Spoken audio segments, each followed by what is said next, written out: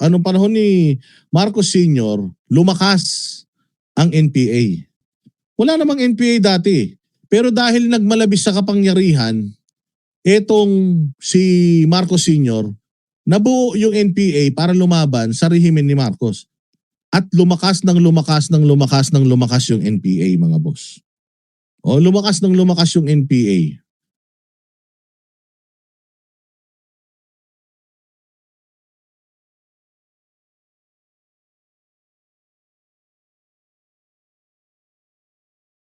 O ipapakita ko sa inyo itong ano na to.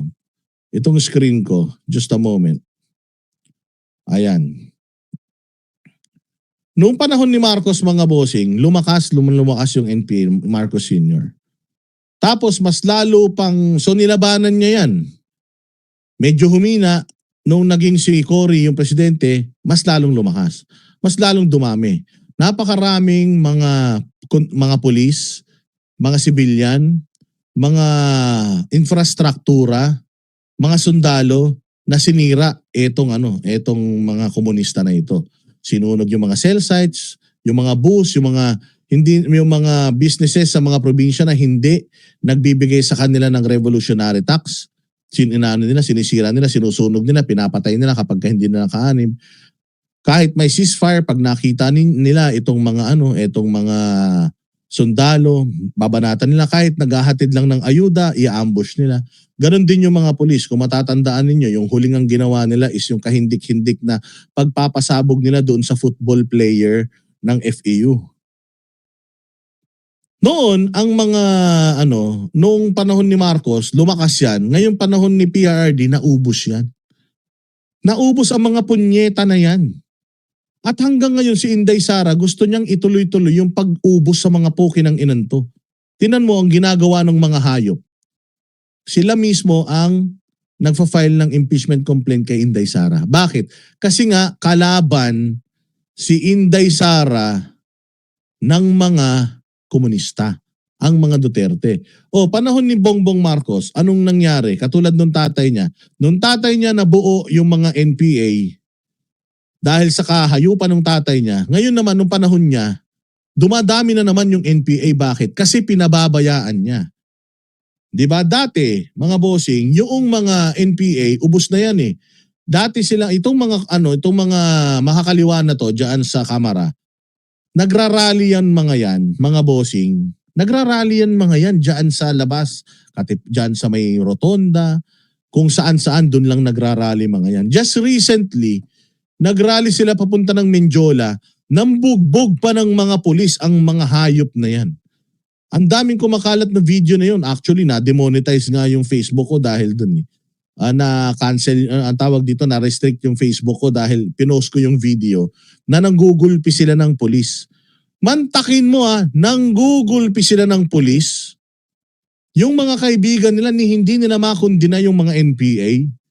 Yung mga NPA na ambush ng mga uniformado, ng mga pulis, ng mga sibilyan, nanununog, naninira ng infrastruktura ng mga tractors na ginagamit pang infra.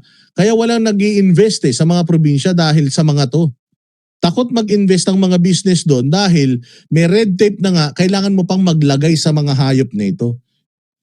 Lagi sila sa Minjola, sa Katipunan, nandiyan sila sa UP grounds, nandiyan sila sa Rotonda. Pero ngayon, ang nakakalungkot, nandito na sila ngayon sa House of Representatives. Ginamit na nila the very halls of this august body, yung Congress, para magplataporma, para mag-propaganda. Diyan na sila nagrarally. Hinayaan ng Kongreso na itong mga makakaliwang ito na pumapatay ng mga sundalo, pumapatay ng mga pulis, pumapatay ng mga sibilyan, hinayaan nila na magamit yung kanilang bahay. Sabi nga ni Akop, di ba, bahay namin to. Pinapasok mo itong mga to sa bahay mo? Anong ibig sabihin? Kaibigan na nila ang mga to. Kaya yun ang nalulungkot ako. bakit sumusuporta pa din ang sandataang lakas sa administrasyon na to? Ano yun? Pinatawag nila etong mga to para magganyan, mag-picture taking sa Congress. Tapos, si Romualdez, ipinatawag din yung mga opisyal ng military sa kanyang opisina na tila mo siya ang presidente. Ipinatawag din niya, nag-picture din sila. Ano yun? Ang mga makakaliwa at saka mga sundalo, kakampi nyo na pare-pareho? Anong klase yan? Ano nang pinaglalaban natin? So sino na lang ang kalaban ng Pilipinas? Hindi nyo na kalaban ng mga komunista. Hindi nyo na kalaban ng mga realista. So sino nang kalaban nyo? Mga Duterte na lang? So yun na ba talaga ang sitwasyon ng bayan natin Pilipinas? Na ang issue natin is Duterte na lang? Hindi ba kayo nahihiya sa picture na to? Mga kababayan kong mga low-ranking military officers, hindi kayo kinikilabutan dito na itong mga sympathizers, ito galing mismo to kay Joma Sison na mga fronts itong mga ito ng CPP-NPA. Hindi kayo nabibwisit na nakikita itong mga to na nananalo? Na gumastos ng napakalaking pera ang KOJC para tumulong sa NTF-ELCAC to fight insurgency. Now, question, nanalo ba tayo? May katuturan ba yung mga nabuwis na pera para dito sa laban natin against communism? Yun bang mga nagbuwis ng buhay na mga sundalo at mga pulis? Sa tingin ninyo, doon sa langit, kung nakikita nila ito, sa tingin nyo masaya sila? Na yung gobyerno na ipinagtatanggol ng mga sundalo ay kasapakat na ngayon nung mga pumatay sa kanila at pumapatay sa kanila. Yung sympathizers ng mga pumapatay sa kanila. Sino ang nagsasampa ng demanda kay Inday Sara? Puros makakaliwa. Si Leila de Lima, di umano yung kapatid niya, asawa ni Joma Sison. Si Browner, di umano, pinsan ni Teddy Bagilat, na sympathizer din daw ng NPA, di umano. Etong mga to, sabi ni Joma Sison mismo, yang Gabriela, anak bayan, bayan muna, anak pawis. Those are fronts ng CPP-NPA. And ang saya-saya nga niya dahil nakapasok na sila sa kamara. So ito yung gobyernong ipinagtatanggol ng mga loyalista ni Bongbong Marcos.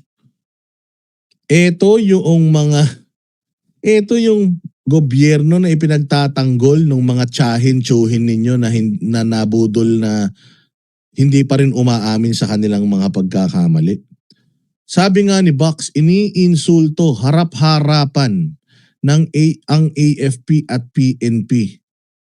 Pero anong ginagawa nila? Wala. Kasi sila ay slave sa politika.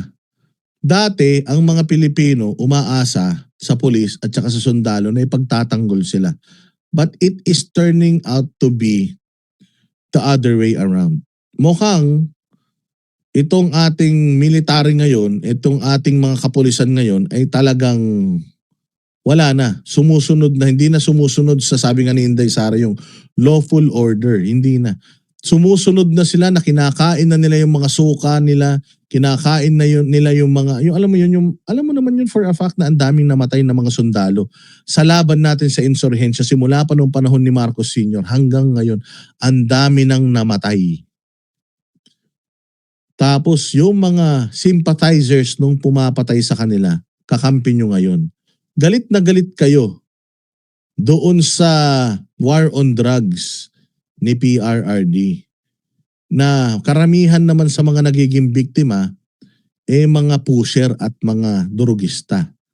Pero etong mga to, never nagkondina sa mga ginawang kahayupan ng mga NPA. Never. Bakit? Kasi nga, kaya nga sila tinawag na makabayan black, kaya nga tinawag sila ng mga makakaliwa. It's because sympathizers sila ng mga komunista na yan. So sana, kaya nga gusto kong mangyari, i-like and share ninyo ito para maintindihan ng taong bayan, lalo-lalo na ng mga walang pakialam sa Pilipinas, na ito na yung estado ng bayan natin ngayon at ito na yung ipapamana natin sa mga magiging mga susunod na henerasyon. Ang Kongreso ng mga komunista at ang silent or undeclared martial law, wala nang malayang pagpapahayag.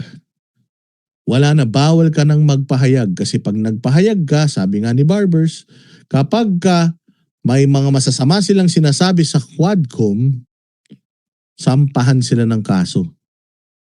Kahit na yung Quadcom hearing naman ginaganap publicly, hindi ka na pwedeng magsalita ng against sa kanila. Kailangan nakapila ka. Kailangan nakariles ka. So kaya sana magising ang taong bayan at tigilan na itong ganitong klase ng pagwawalang bahala sa mga kahayupan na nangyayari sa bayan natin. Nung nakita ko tong picture na to, disgusted talaga ako.